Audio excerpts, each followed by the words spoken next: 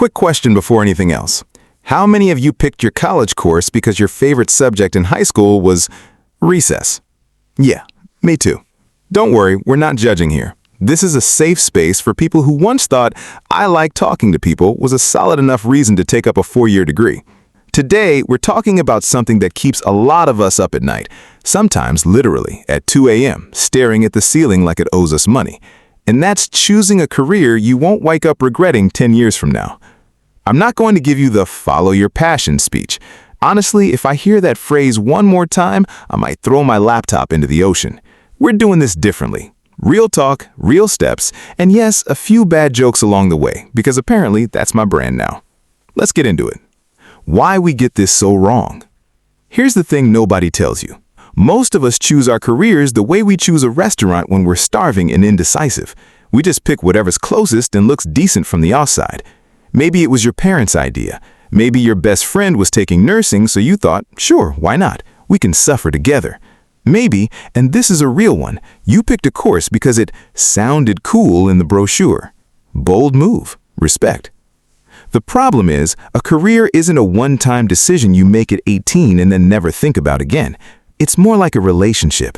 And just like a relationship, if you jump in without knowing what you actually want, you're going to end up in something that looks fine on paper, but makes you miserable every single Monday. So step one in choosing a career you won't regret is admitting that the way most of us picked our path the first time around wasn't exactly scientific. Know your actual working style. Let's start with something people skip completely. How do you actually like to work? Not what job title sounds impressive at a reunion, not what pays the most on some list you saw online. How do you function best? Some people do their best thinking alone, headphones on, zero interruptions. Other people need to bounce ideas off other humans or they'll go a little feral. Some of us need structure, clock in, clock out, clear instructions. Others would rather chew glass than sit through a 9-to-5 with a rigid schedule. None of these are wrong, but here's where it gets tricky. A lot of people choose careers that fight against their natural style and then wonder why they're exhausted all the time. It's like buying shoes 2 sizes too small because they looked great in the store. Sure, they look great. Your feet, however, are filing a formal complaint. Ask yourself honestly, do I like solving problems on my own or with a team? Do I like routine or variety? Do I want to build things, fix things, teach things, or sell things? These aren't small questions. These are the questions that decide whether your job feels like a good fit or a pair of shoes you want to burn. Separate interesting from sustainable. Now here's a distinction almost nobody makes, and it's a big one. Something being interesting to you is not the same as something being sustainable for you. I love true crime documentaries. Do I want to be a homicide detective? Absolutely not. I get startled by my own microwave beeping.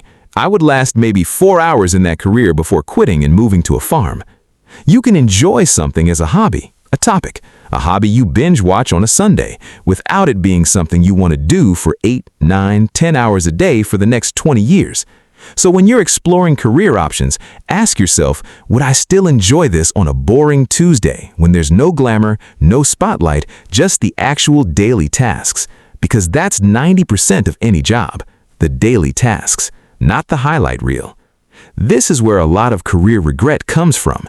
People fall in love with the idea of a job, not the actual unfiltered Tuesday afternoon reality of it. Talk to people who are already there. Here's a step that sounds obvious, but almost nobody actually does it. Talk to real people who are doing the real job you're considering, not the polished LinkedIn version, not the highlight reel Instagram version where everyone's traveling business class and drinking coffee in some rooftop office. I mean, sit down or message someone and ask the unglamorous questions. What's a normal Tuesday like? What's the part of this job nobody warned you about? Would you choose this again if you started over? You'll be shocked how much people are willing to share once you actually ask. Most people love talking about their jobs, especially the parts that frustrate them. Let them vent. It's basically free research and way more useful than any career quiz you'll take online. And believe me, I've taken those quizzes. I once got matched with professional falconer. I don't know a single bird. We are not friends, the birds and I. Let go of the fear of wasting time. Now, let's talk about the fear that keeps so many of us stuck, the fear of wasting time. You already spent 4 years on a degree or 2 years in a job, and the thought of switching feels like admitting defeat, like you're throwing all that time away. Here's a reframe for you. Nothing is wasted if you learned something from it. Not the years, not the mistakes, not the jobs that didn't work out. They're not wasted time. They're data. They're the process of elimination. You now know what doesn't work for you, and that's genuinely valuable information, even if it doesn't feel like it in the moment. Think about it this way. Would you rather spend 1 more year wasting time figuring out the right path, or 40 more years on the wrong one just because you didn't want to admit the first choice wasn't it? When you put it that way, the math isn't even close. Start small. Test before you commit. You don't have to blow up your entire life to explore a new direction. You can test the waters first. Take on a small project, freelance for a bit, shadow someone for a day, take a short course, volunteer. These low-stakes experiments give you real information before you make a big leap, kind of like sampling food at the grocery store before buying the whole tub, except instead of finding out you don't like the new ice cream flavor, you find out you don't want to be a lawyer. Slightly bigger discovery, but same idea. The goal isn't to have it all figured out immediately. The goal is to keep gathering little pieces of evidence about what actually fits you, so that when you do commit, you're doing it with real information, not just vibes and a nice brochure. Redefine what success actually means to you. Last point, and honestly, maybe the most important one. A lot of career regret doesn't come from picking the wrong job. It comes from chasing someone else's definition of success. Maybe it's your family's idea of a respectable career. Maybe it's whatever looks impressive online. Maybe it's just whatever pays the most, because money problems are real, and we're not going to pretend they're not.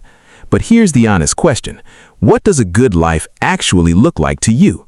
Is it flexibility, creative freedom, financial security, time with family, constant new challenges, quiet and predictability? There's no universally correct answer.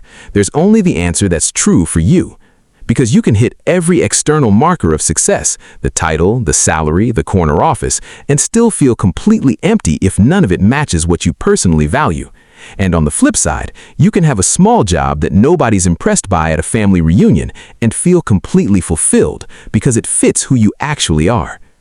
So, to wrap this up, choosing a career you won't regret isn't about finding some perfect, magical, pre-labeled path waiting for you out there.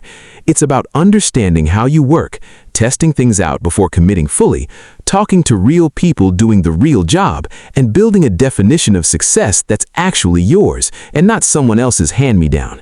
It's not going to be instant, it's not going to be perfect, but it's going to be a whole lot more honest than picking a career because the brochure had nice photos. If this helped you even a little bit, hit that like button, subscribe if you're new here, and drop a comment telling me what career you almost chose just because it sounded cool. I promise you're not alone, and I promise some of the answers in the comments are going to be hilarious. Thanks for watching, and I'll see you in the next one.